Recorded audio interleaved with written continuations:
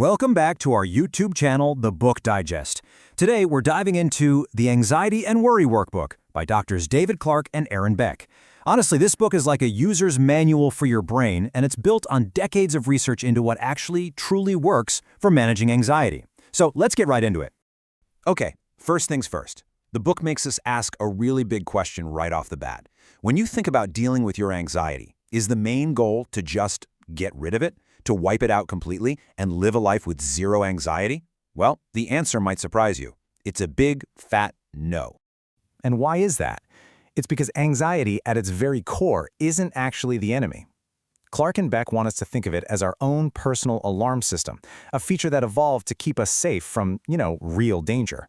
The problem isn't that the alarm exists. The problem is when the settings are all out of whack. And this is where the workbook draws a really critical line in the sand. See, on one hand, you've got helpful anxiety. That's your body getting ready for a genuine threat. It's adaptive. But then you have problematic anxiety, which is what this is all about.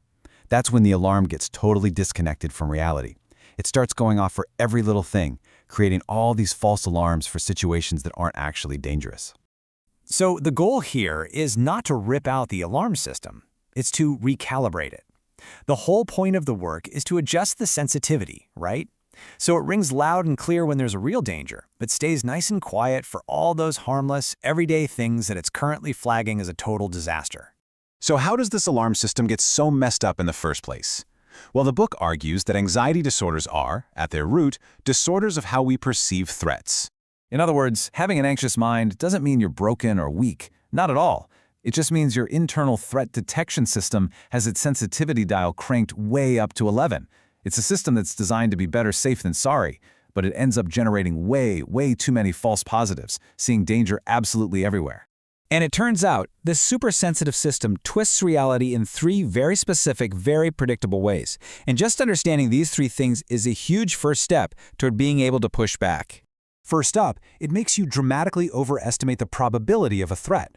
The anxious thought isn't just, oh, this bad thing could happen. No, the anxious brain screams, this bad thing is almost certainly going to happen. It takes a tiny possibility and makes it feel like it's happening any second. Second, it massively overestimates the severity. The thinking goes that if that feared thing does happen, it won't just be inconvenient or upsetting, it'll be an absolute, unmanageable, life-ending catastrophe. It turns a potential bump in the road into a 500-foot cliff. And third, and this one is the real kicker, it makes you completely underestimate your own ability to cope. It's a triple whammy. Your brain tells you, not only is this disaster definitely happening and going to be awful, but you will be totally helpless. You won't be able to handle it.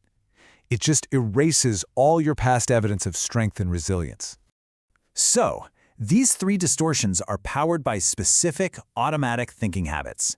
Think of them like glitches in your brain software that are just running in the background. The workbook is all about bringing these glitches out into the open so you can finally see them. The book points out some of the usual suspects. You've got catastrophizing right, jump into the absolute worst conclusion. Tunnel vision, where you can only see the scary stuff.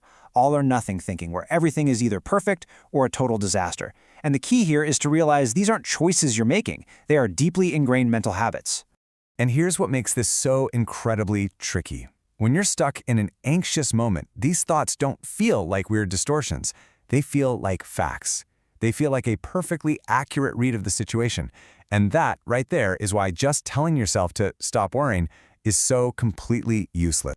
So if we can't just wish the anxiety away, what on earth are we supposed to do? This is where the workbook gets really practical and gives us a powerful two-part toolkit to start recalibrating that system.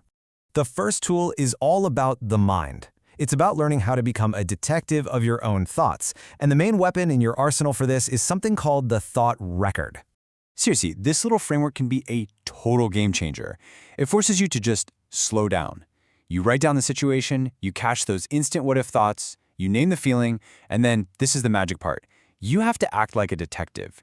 You look for cold, hard evidence for and against your anxious thought, which lets you build a new, more balanced, and way more realistic thought. But, and this is a huge but, just changing your thoughts is only half the battle. If you really want to make this stick, you have to start acting differently too. And that's where the second tool comes in, exposure. Now, to get why exposure is so vital, we have to talk about something called safety behaviors. These are all the little things we do to try and feel less anxious. Like rehearsing a conversation 100 times, always checking the locks, or just avoiding certain situations altogether. They feel like they're helping, but the book points out they are the very things that are stopping your brain from ever learning that the situation is actually okay. The solution is what's called graduated exposure. And no, this isn't about just throwing yourself into your worst fear. It's smart. You make a ladder of your feared situations, from just a little bit scary to really scary. And you start at the bottom, tackling one small step at a time. And this is key, you do it without your safety behaviors. This is how your brain starts to collect brand new data. And the modern science behind why this works is called inhibitory learning.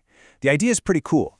You're not trying to erase the old, scary memory. Instead, you're creating new, stronger, safe memories that compete with the old one and eventually become the brain's go-to response.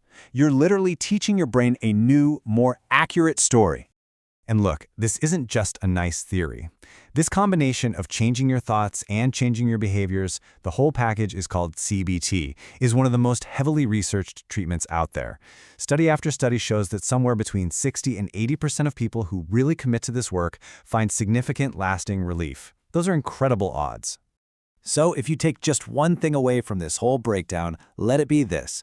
Problematic anxiety is not a life sentence. It is not some permanent part of your personality. It's a system, a highly sensitive threat detection system, sure, but it's a system that you can learn to retrain. You absolutely have the power to recalibrate it. And that leaves us with one last thing to think about for yourself.